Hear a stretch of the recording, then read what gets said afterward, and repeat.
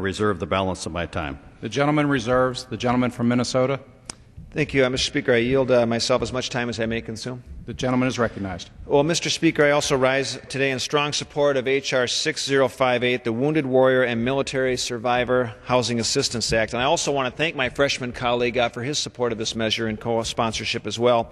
You know, a few weeks ago, I had the unfortunate honor of meeting the widow of a serviceman who had graduated from my high school in my hometown of Eden Prairie, and someone who had served in Afghanistan. And since she was in Washington, D.C. for her husband's burial at Arlington National Cemetery, she'd asked to come and meet with me so she could share some of the challenges that she was facing in the midst of her crisis.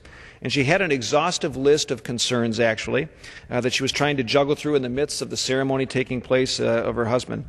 And at the top of her list, the top priority was essentially wondering how she was going to be able to pay her mortgage now that the family was no longer receiving any income, and the monthly burden of her mortgage was something she had never really had to think about during her husband's entire military career, which had gone on for a long time.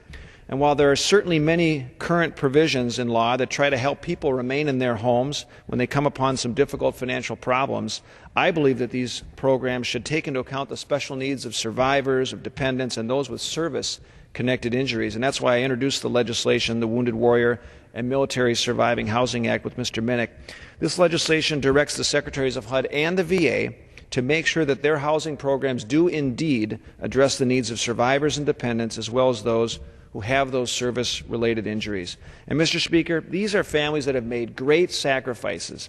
These are families that have basically allowed the rest of us to enjoy, and all Americans to enjoy, the freedoms that we have, and more freedoms than unprecedented ever in human history. And the least we can do, I think, is recognize those special needs and make sure that we are giving them the tools to help them adjust to the changes now that have taken place in their lives. And, Mr. Speaker, I would appreciate support for the legislation and reserve the balance of my time.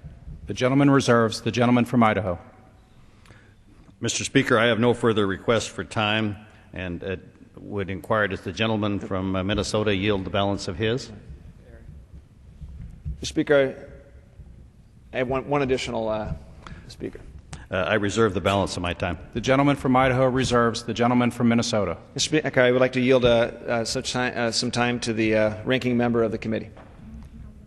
The gentleman from Alabama is recognized. Thank you. Let me say this to both gentlemen offering this legislation.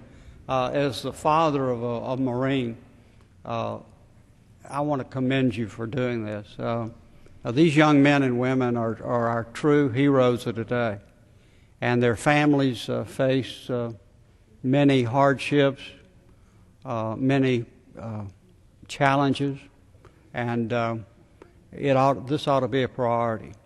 It's something that everyone in this body should embrace, and I'd like to commend you for standing up for our men and women in uniform and their families.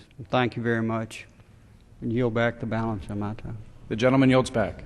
Thank you, Mr. Speaker. I'll just close and yield myself as much time as I may consume. The gentleman is recognized. Mr. Speaker, I just simply want to thank both the staff of the Financial Services Committee as well as the House Veterans Affairs Committees for all their work in this legislation and putting this together, and I hope we can pass this bill to help all the families of our servicemen and women, and I yield back the balance of my time. The gentleman yields back. The gentleman